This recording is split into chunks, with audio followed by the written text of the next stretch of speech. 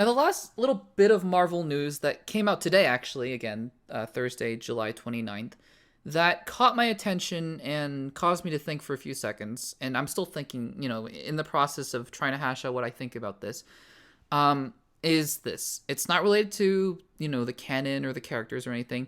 It's actually it's a legal thing. And I'm sure you guys have heard by now that Scarlett Johansson is suing Disney based on the way that Black Widow, the film, was released, and basically in regards to her pay for the film.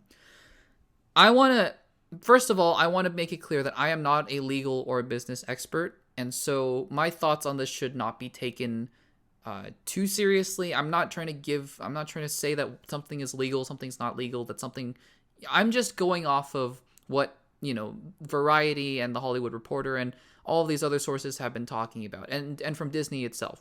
So just take that for what you will. This is just my commentary on what has been talked about thus far in this given situation.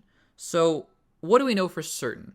What we know for certain, and we know this because Disney directly responded to this today, is that Scarlett Johansson filed a lawsuit against Disney, not Marvel, against Disney.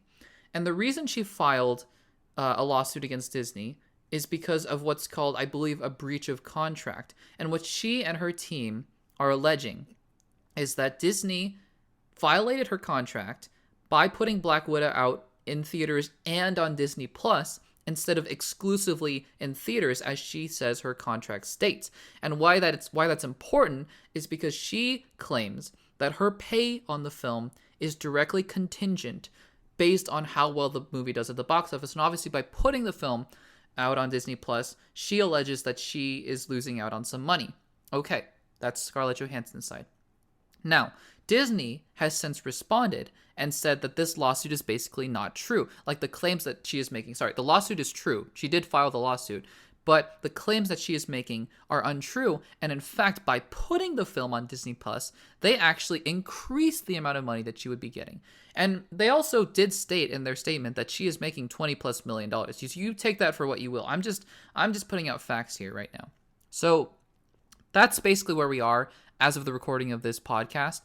And I have a few thoughts on this. And I think that it's important, first of all, to keep everything in perspective. So number one, and the title, I believe, of this segment that I'm going to be calling, should we be worrying about this? Is this something that is going to give Disney bad press or whatever? I believe right now, given everything we know, that we should not be worried about this. And I think that this is an issue, barring any weird back and forth that goes on or stubbornness from either side, which is possible, that this is something that will blow over soon. And the reason is that, now again, I am a little bit more hesitant about this, seeing that Disney is actually pushing back on her a little bit. But knowing that Scarlett Johansson has had nothing but good things to say about her relationship with Marvel, again, not Disney, but Marvel, I don't think that this is necessarily because of any bad blood. And I think that this is purely a business thing. That she saw, at some point, maybe in the past few months, that, hey, wait a second, my contract says this, but they did this. And she took it to her lawyers. Again, I want to make this clear. Complete speculation on my part.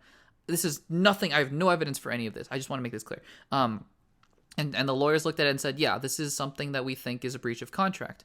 And they took it to Disney and they filed a lawsuit. And Disney is pushing back and saying that, no, look, we basically, we're sad about this, I believe is what they said. And we love Miss Johansson and we think that she's great and all that sort of stuff. And I think that at the end of the day, there's nothing to suggest that there won't be some sort of settlement here. I do believe that Disney will pay Scarlett Johansson some compensation or some large amount of money that will eventually settle the matter. I think that this will cause them to look at their Disney Plus model in a little bit of a different way, their premiere access, same day and date in the theaters sort of model.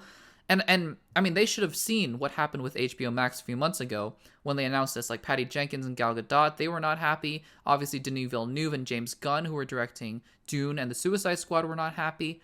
So it's, with the pandemic ongoing, it's a business decision that they feel they have to make. But at the same time, it's one that I think that they will learn their lesson on.